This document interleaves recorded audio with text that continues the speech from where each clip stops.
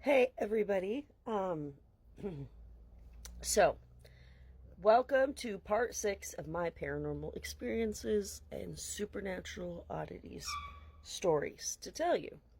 So this one today is going to be a little bit of a dual one.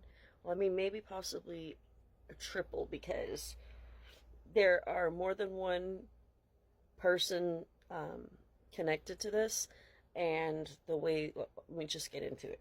Okay, so my ex-boyfriend, he said that he has had an attachment since he was a child, and he had told me that, he had some weird things go on in his life, but at this time we had only been dating a little while, and we were both working together, um, delivering newspapers. And so we would go out around 2 o'clock in the morning and work from like 2 to 6 or 6:30 in the morning and deliver our route. And we would do that every day. And then we would make our money that way. Well, we did this in the Eugene Southern Hills, and this is a pretty old place. And the place that we were close to, there was an old cemetery on this hill as well. um, and some really old properties, and some of them are kind of a little eerie, and there's a lot of old growth, and sometimes cougars come through there, and so you might hear, you might hear what sounds like a woman crying, and basically you might see turkeys and deer. And one night my boyfriend almost got attacked by a deer, actually, when he was delivering one house, but that's beside the point.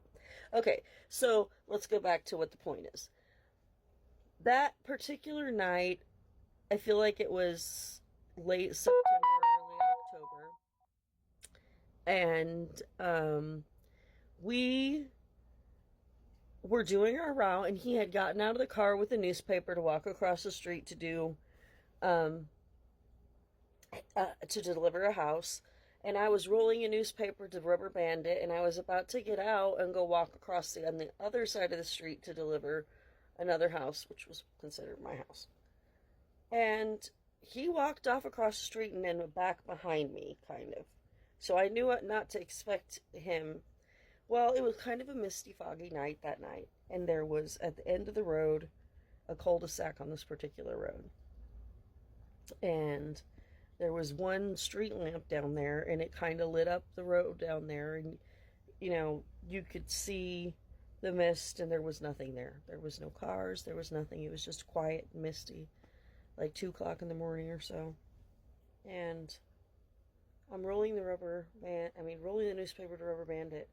And I see out of the side of my eye over here movement, like it looks like somebody's walking.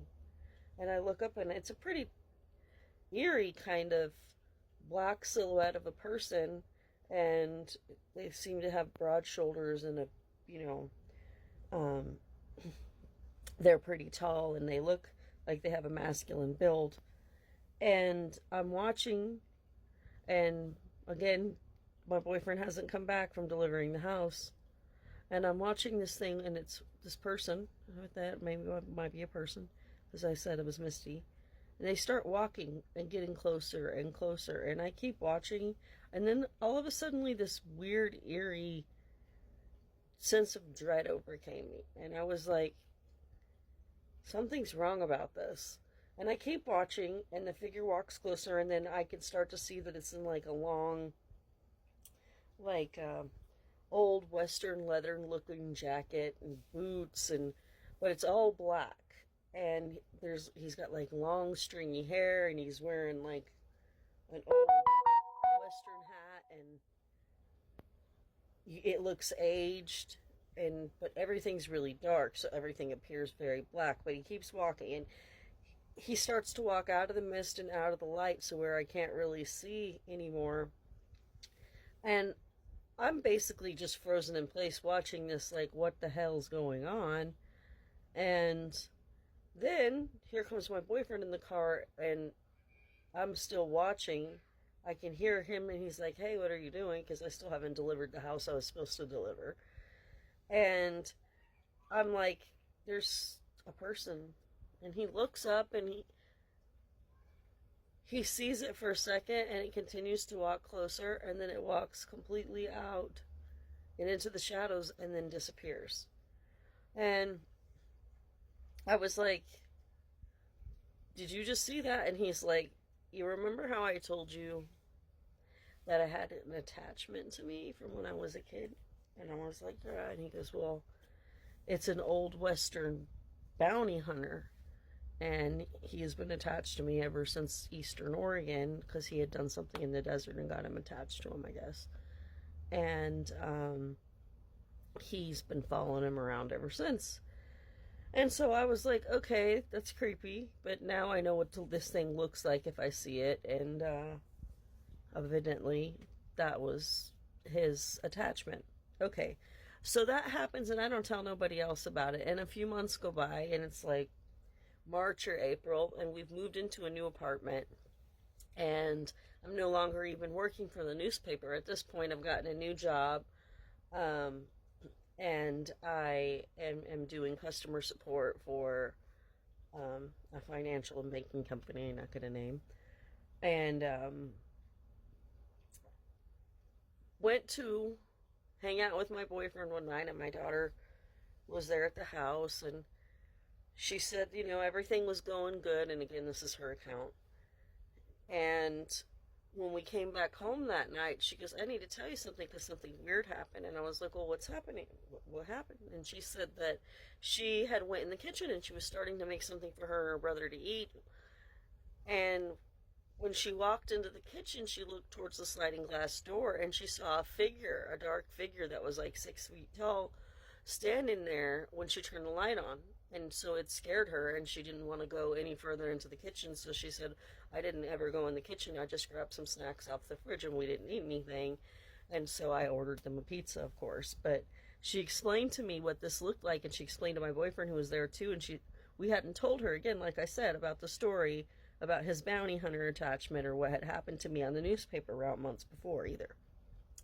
And she started to explain what this thing looked like. And how it was like 6 feet tall, burly shoulders, long dark hair, cowboy hat, leather jacket, the whole 9 yards. And of course, this again kind of made me weary because I was like, okay, so you weren't even here then. And he goes, no, but it can attach to spaces that I've been in too. So I did a whole like saging, cleansing, and everything and all that to keep this thing away from me and my kids. And I never saw it again, and I don't think that she saw it again. Of course, he's been long out of my life for a while now, thank God. But yeah, it was a really creepy experience, that particular ghost story. So I thought that I would tell that one next, and give you guys a little bit more insight and some more little supernatural paranormal experiences. The best example of what I could say that this guy actually looks like would be like the Undertaker, like height wise, and just like the whole creep factor, and old Western bounty hunter. And he was just ominous. Now, never did anything, never said anything, just made his appearance known like that. And like I said, I've seen other ghosts too. This one had an ominous, malevolent, angry, not good energy associated with it, which was the same thing that my daughter said. So until next time, and I find another story to tell you, which I do have a few more, just gotta decide on which ones to tell.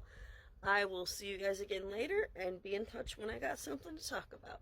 You guys have a happy hump day, and I will talk to you again soon. Bye.